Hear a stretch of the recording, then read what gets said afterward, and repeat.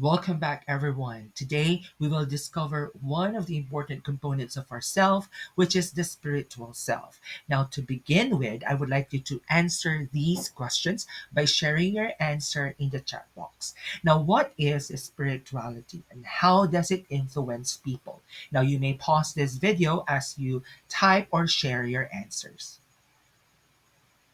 Thank you very much for participating. Now, to answer these questions, let's start by differentiating religion from spirituality. Now, religion and spirituality are both paths to God. However, they have different approaches. So, let's begin with a religious person. A religious person is someone who believes in a God or group of gods and consciously adheres to the beliefs of his or her religion. While a spiritual person, on the other hand, places little importance on beliefs and traditions and is more concerned with growing and experiencing the divine. Now let's move to spirituality. The word spirituality came from a root meaning which is taken from the Latin word spiritus, meaning breathe or breath or life force. So meaning when you have spirituality, you are breathing life into yourself. Now, spirituality can be understood as the search for the sacred, a process in which people seek to discover or hold on to, and when necessary, transform whatever they hold sacred in their lives. Now there is this famous saying that when we have this spirituality or when we believe to whatever being that transcendent being is, we have to walk our talk. So people are much more concerned not about your religion but how you live your religion. Okay. Now, spirituality generally refers to the meaning and purpose of one's life. So according to some of the believers, by following a transcendent being, you're also discovering your purpose in life. Now, it is a search for wholeness and a relationship with the transcendent being. Now, the term spirituality originally developed in early Christianity, and Christians use the term spirit to describe the Holy Spirit, which is one of the um, persona of that transcendent being they are believing or holding on to. Okay. Now, another important concept about spirituality is that in Christian ethics, Psyche describes the experience of the sacred as characterized by reverence, faith, fear, trust, love, and admiration, which are intimately connected to God. Now, worship is regarded as an essential act to realize the ultimate meaning of transcendence and human life. To some, worship is also an expression of your reverence, of your faith. And this is also one way of communicating and engaging with the transcendent being you are worshiping. Religion, as defined by Emil Durkheim, is a unified system of beliefs and practices relative to sacred things. That is to say, things set apart and forbidden. Beliefs and practices which unite into one single moral community called a church, all those who adhere to them. So, for every religion, there is a place where they gather, they commune, and it is where they learn their teachings or the teachings of their religion. All right. Now, spirituality is connected with religion. Now, all religions recognize the importance of spirituality in one's life. Giddens sees religion as a cultural system of commonly shared beliefs and rituals that provide a sense of ultimate meaning by creating an idea of reality that is sacred, all encompassing, and supernatural. To many religions, to have that religion means to follow the path of righteousness.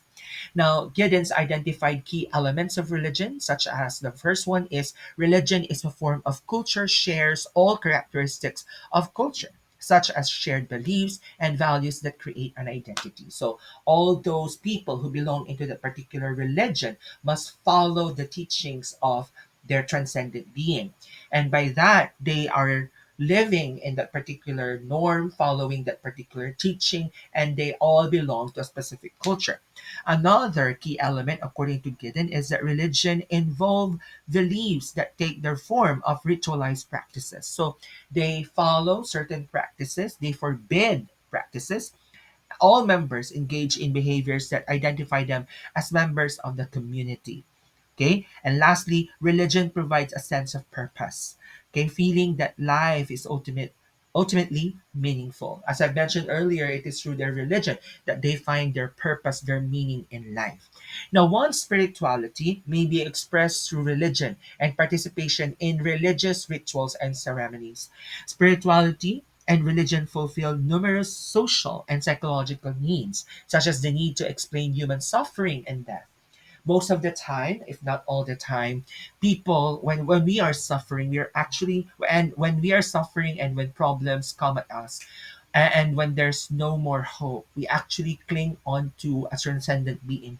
We're looking for someone who could ease our pain, who could uplift our suffering. And in most cases, we find comfort with our communal relationship with that transcendent being we are worshiping. Now, through the practices of religious activities such as prayers, people may find comfort, security, and stability in times of suffering, loss, insecurities, and uncertainties. It is those promises from the scriptures or from the holy scriptures of that particular religion you're following that sometimes gives us hope and faith. Okay? Faith is related into something that we should believe in. Okay? And you know to have that faith means to follow even if we're not seeing whom we are worshiping. And it is in those particular relationship, it is those moments, those activities that we engage in into our religion that gives us the stability in times of crisis. Now, spirituality and religion may also be a source of love, hope, and affection. And it's also a source of transformation because we are expected to walk our talk, we are expected to reflect the being we are worshiping. And so we should always manifest. No, we should manifest the values, the characters, and the traits that are expected from us, from the followers of that particular religion. Now, in the Philippines, we have this own concept of spirit or soul. Now, Filipino culture is diverse yet colorful. One of the Filipino beliefs is the belief in soul. And according to Mercado in 1991, Filipinos believe that the soul of the person leaves the body and wanders around. He pointed out that the different names of souls in different provinces and tribes. So here we're going to study, okay, I'm going to introduce to you the soul according to the ethno-linguistic groups in our country. Let's start with Ifugao, the Linawa. The soul or linawa of a child floats around in the heavens, awaiting its entry into the human world. During sexual intercourse, the soul or spirit enters the female through the male, resulting in pregnancy. Now, if a woman cannot conceive, shamans conduct sacrifices to see if the couple is compatible. If they are, shamans offer the sacrifices to enhance fertility. Now, the soul is believed to continue in existence in the world of its ancestors. In time of the soul of the new dead becomes one of the kalyading or ancestral spirits. Now, the kalyading are considered man's benefactors according to the Ifugao belief. In some sources, particularly the Soul Book, the Ifugao believe there are two souls, one in the eyes and one in the breath. Again, in some sources, particularly the Soul Book, the Ifugao believe there are two souls, one in the eyes and one in the breath. Illness is the withdrawal of the soul in the eyes, and death is the withdrawal of the soul in the breath. So that is the belief of the Ifugao group. Next, let's go to the Ibaloy. The Ibaloy afterlife is populated by ancestral spirits and explains animal sacrifices. In the spiritual world, when the soul arrives with physical treasures, it receives a great welcome. An empty-handed soul finds himself the object of scorn. So for the Ibaloy, okay, it's important that when your soul travels to the spiritual world, it should bear with him treasures. He is unwelcome. No, if he comes into that place empty-handed, he is unwelcome and unaccepted in his new world. And this feeling of insecurity may cause the spirit to bring evil, disease, and even death among his relatives. So the tendency is that they believe the spirit will go back to the living. In the light of all those beliefs, relatives of the dead person bring donations of cash or animals. So this is somehow similar to the Chinese customs or the Chinese belief. I've spoken to some of the Chinese students I had before, and they also offer, offerings, money, spirit, and although in the money they just give paper monies. Okay, and for them this will be used by their ancestors or by their dead relatives as an offering to where they are. Okay, and this is somehow similar to the Ibaloy. Next is the Isneg or Kadua. The Kadua soul is believed to cross the pond in a ferry piloted by the spirit. Kotao, a psychopomp, in that spirit is known as Kutao, okay? A psychopomp. In a bid to please Kutao, who could facilitate the spirit's entry to the Aglalanawan, the appropriate customary death rituals would be the key. So, for the soul to cross the pond and for Kutao to accept them, certain rituals should be performed. Okay, the Isnag believe that dead exist in other world. Okay, the Aglalanawan, where the earthly task of planting, harvesting, and communal living are functions common to them. Okay, let's proceed to the belief of the Kankanaoy or the Ab-Abiik. The Ab-Abiik is the spiritual self as opposed to the physical self, Awak. Okay, the ab-abi can also apply to inanimate objects such as mountains, trees, or rivers. It can also mean inspiration in some contexts. Now, here's the belief of the Bicolanos. Okay, no one should miss their dinner and go to bed hungry, or their spirit will roam for food. Okay, and if a pot of food is covered while the spirit is eating inside, the person who is sleeping will now wake up until the lid is lifted. Okay, so that's the Bicolano belief. Next, let's go to the belief of the Tagalog. So we have the kaluluwa and the kakambal. The Tagalog soul, the kaluluwa, can leave the body involuntarily. Okay? The kaluluwa refers more to the soul of the deceased. The soul of a living person is called kakambal. So again, kaluluwa is the soul of the dead, while kakambal is the soul of a living person. Okay, kakambal in English means twin. The kakambal may travel around at night, and some particularly bad encounters, okay, are the cause of nightmares. So, uh, for them, no, when you have nightmares, it's because your kakambal is roaming, and when they encounter something terrible, bad, or something negative, then that's the time you have nightmares. Can the kakambal, of course, transform into a kaluluwa when you are dead? Okay, Ilocanos also have their belief when it comes to soul or spirits. They have what we call the Kararua, Karkarma, Aniwas, and Araria. Okay, the first soul of the Ilocanos is called Kararua, or the soul proper.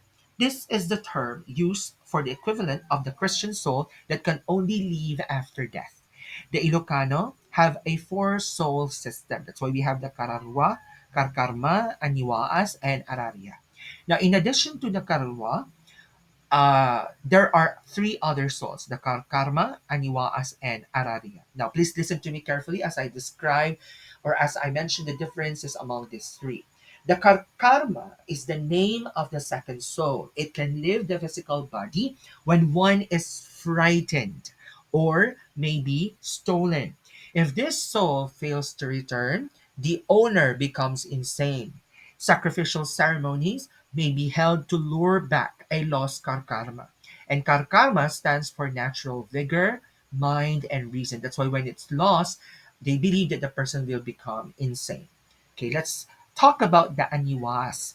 The aniwas is the name of the third soul. It can leave the body during sleep and visits places familiar to the body. So this is somewhat similar to the belief of the Tagalog, the kakambal, wherein it roam around at night. Okay? If one wakes up while the aniwas is visiting these places, they may lose the aniwas and become insane. And the last one, the Araria, is the name of the fourth soul. This is the liberated soul of the dead, the soul that visits relatives and friends in the earth world, asking them to pray for it or perform a duty it failed to do in life. Now, the presence of the Araria, okay, can be heralded by the howling of dogs. So they believe that every time a dog is howling, there is an Araria. The soul can make sounds and manipulate physical objects, usually relating to what it did in life. So that's the beliefs of the Ilocanos. Next, the Ibanag, they have the Ikararua. The Ibanag have a distinction between body, which they call the bagi, and soul, the Ikararua. The Ikararua means a companion of the body. Okay, may kararuanan, me plus karwa, okay, to means to be rid of the soul. It is a phenomenon where the soul can leave the body, but it is without sense. The ritual mangangagkako invites the soul to return to the body. Okay, the Ibanag believe that the soul has physical characteristics. The soul may have color, and the souls of the dead babies can reach adulthood in the spirit realm. The role of the soul is to give direction and wholeness to the man. But the body can survive without the soul. And even without the body, the soul experiences material wants and needs. So that's the belief of the Ibanag. Let's now talk about the Mangyan. And they call the soul Karadua. The Hanuo Mangyan believed in a plurality of souls. Karadua, Tao, which means human soul. Karadua, Manok, okay, which is chicken soul. Karadua baboy, which is pig soul. Karadua kuti, which is cat soul. And karadua hipon, which is shrimp soul. So that's the plurality of souls according to the Hanuo Mangyan. An individual may possess 2 to 5 other souls. These other souls are explanations for miraculous recoveries from near fatal experiences, their dream life, or natural reactions to startling sounds or movement. According to the Mangyan, a soul can also separate itself from the physical body. If a person is scared, his soul leaves his body, causing sickness. When a person dreams, the Karadua walks around. The dream, okay, that a person has is caused by his walk. That is according to the Mangyans. Okay. The Sulod also have a version, their own version of the soul, which is the Umalagad. Dying among the Sulod is said to be like passing through a narrow door. The experience is horrible, as if the person has to pull hard to get in the door. Once one departs, they simply disappear, and no trace of them is left behind. Now, this soul is watched over by 3 brother gods, the Manggaghaw, Manglegas, and Patagyas. Okay, I'm very sorry if I mispronounce these terminologies. I'm not very much familiar on how they are pronounced. So the Manggangkao keeps track over man's affairs immediately after marriage. So from here on, I'll be describing the roles of these brother gods. Again, the Manggangkao keeps track over man's affairs immediately after marriage. He keeps track of pregnancy. He is also the first to come to the house of a laboring mother, peeps in the house, and sees the child being born. After which, he reports to Manglegas. Okay, Manglegas, after being reported to by Manganghaw, enters the house to look for the child, to make sure the child was born alive. Then reports to Patagyas, who waits until midnight, then enters the house to have a conversation with the infant. If Patagyas discovers anyone eavesdropping on their conversation, he chokes the child to death. So the conversation is on how long the child wants to live and how the child will eventually die. That's the conversation Patagyas and the infant is having according to their belief.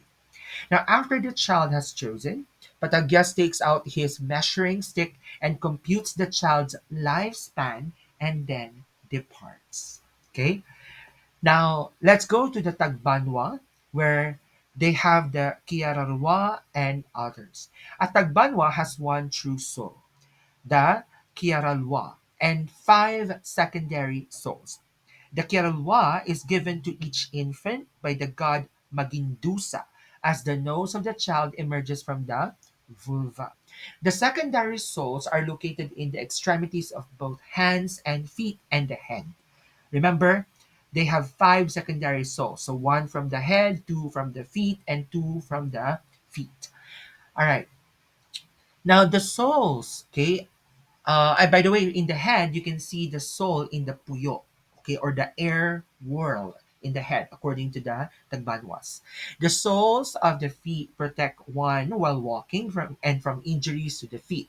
The same function goes to the hands. The secondary sole located at the puyo is not fixed in young children and may cause illness if not properly aligned. Now, some shamans specialize in realigning the soul to its proper place. This soul is said to have a material form like a round white stone. That is the soul in the puyo or in the air world. Okay, moving on, let's go to the belief of the Bukidnon, Makatu and Pipitwa. Okay, the Makatu, their world for soul, okay, in Bukidnon, they call the soul Makatu, exists before a child's birth, but it is separate from the body. There's a ritual in which a miniature cradle is hung over the pregnant mother in a place where the mother sleeps. The small cradle is where the soul of the unborn baby will sleep before it joins the infant at birth. Now, the Makatu is breath into man at birth by meow biao. If all are present in an individual, they are healthy. If one or more wanders away from the body, then illness, irritability, and sadness follow. Now, if all Makatu leave the body at the same time, then the individual dies. The Bukidnon also believe in seven souls called the Pipitwa Makatu. That's why we have that Pipitwa Makatu.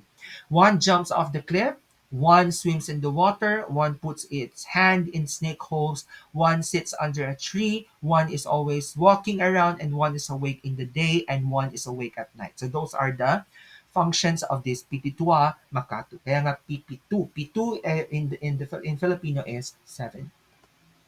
Okay. Last for this Filipino beliefs is the dungan. Dungan, or the souls according to the Ilonggos, is not normally seen by the human eye. Sometimes, however, it comes out of the body, okay, and takes a visible form such as that of an insect or small animal like lizard.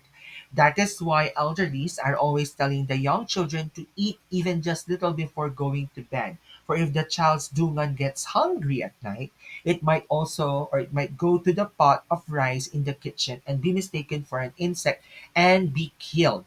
Now the dungan is ethereal, something light and airy since it travels with the air or the wind. Prior to its entry and habitation of a human body, or dungan is believed to inhabit the region above the surface of the earth together with other dungan. Now it awaits the time when it can enter the body. The dungan then takes the special interest in the unborn, being which it has chosen to inhabit. Now, the Visayans believe the soul or dungan is not located in any specific part of the body. It is believed to grow proportionately with a person's body. It is normally weak at the baby's birth, and that is why attractive babies are said to be susceptible to usog. That is the unintentional transfer of disturbing vapors of strong body to a weak one by holding, talking, or looking at the weaker one.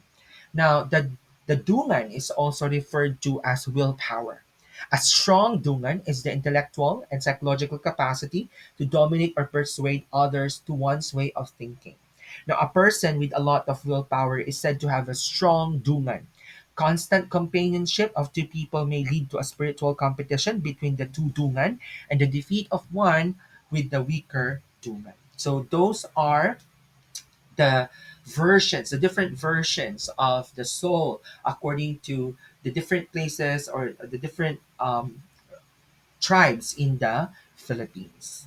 Okay, now aside from these versions or different beliefs about the soul and the spirit, Filipinos also have other beliefs, one particularly in the faith healers. Now, according to Apping 2010, faith healers come from either spiritists groups, diviners, a group that practice divination, or from persons who were previously saved from illness or death. and have encountered epiphanies or mystical experiences, who became convinced that they were destined to help sick people after receiving their healing powers bestowed upon them by the Holy Spirit or the supernatural beings.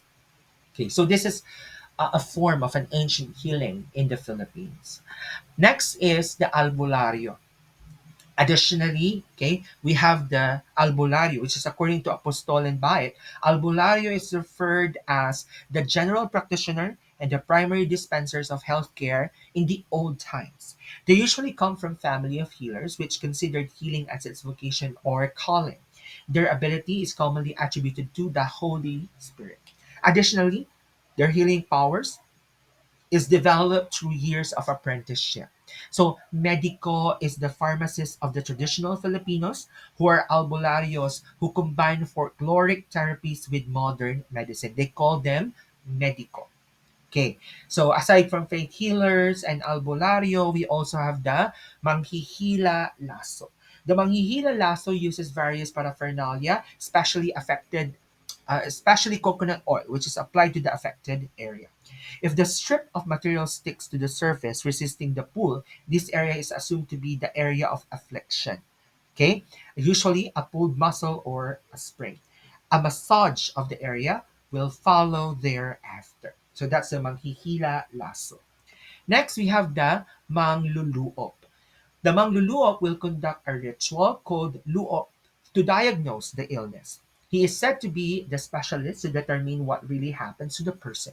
The mangluluop uses the ritual paraphernalia such as kalanghuga, or a kind of salt water or freshwater shell, salt to weaken the supernatural spirits, benditang palaspas, a piece of blessed palm leaves of palm or palm sundae, and charcoal made from coconut shell, a coconut midrib, and a tin plate.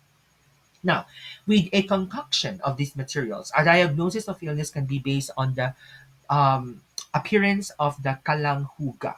Okay, the mangtatawas is best known for the use of tawas or alum for diagnosis. Okay, by the way, the mangtatawas is somehow a version of the mangluluo. So these are some of the ancient healings or healers that were present in the old times. Although some of them are still present today, but I believe that they are becoming lesser and lesser. So um, last topic or last part of this discussion is the rituals and ceremonies. Now, rituals are repeated physical gestures or activities such as prayers and mantras used to reinforce religious teachings, elicit spiritual feelings, and connect worshippers with a high power. Now, rituals are best understood in terms of their intentions. At the core of any ritual, balance between man and nature and the spirit world is very important. Now, rituals is an attempt to enhance and maintain balance. This is evident in some village which performs ritual to restore the state of affairs when the balance is lost. Now, rituals have several functions, such as in asking for a good harvest. So there's a ritual for harvest, a ritual for guidance, for protection, for unforeseen protection from unforeseen forces. There's a ritual to heal the sick, and of course, there's a ritual to bring good luck, and there's also a ritual for conceiving. Now, dance and chants are also essential part of the rituals. Okay. Now the practice, okay, these are several practices, okay, and there are several forms or classification of rituals according to practice. Number one is the imitative ritual. Now its meaning is based on some belief systems such as myths. Okay, imitative. Okay, imitate. The ritual usually repeats the myths or aspects of the myths. Example is the noise that people make at the strike of 12 during New Year. Now, this is actually a practice based on Chinese myth, which drove away a monster, which was about to come to a village but was frightened by the cracking noise of the bamboo made by the villagers to keep themselves warm. Now, as time passed by, the burning bamboo was replaced by firecrackers. So that's an example of imitative ritual. Another form of ritual is the positive and negative ritual. Okay, the positive rituals are mostly concerned with giving blessings to an object or individual, while negative ritual focuses on the rules of prohibition. Okay, the third example or the third classification of ritual is sacrificial ritual. Now, This is often seen in the earliest form of religion. The distinct feature of this is the total destruction of the sacrifice as an offering to a higher being. That's why it's called sacrificial ritual.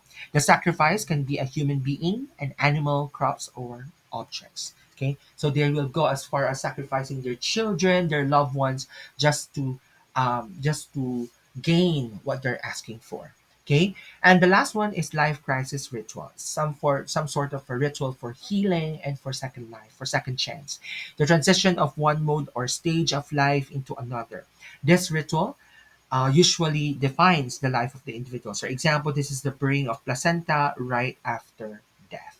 Okay, so that would be all for our discussion for the spiritual self. I hope that you have learned so many things or important things that would help in the developing and in discovering more yourself. So I will see you in the next discussion. Thank you and good day.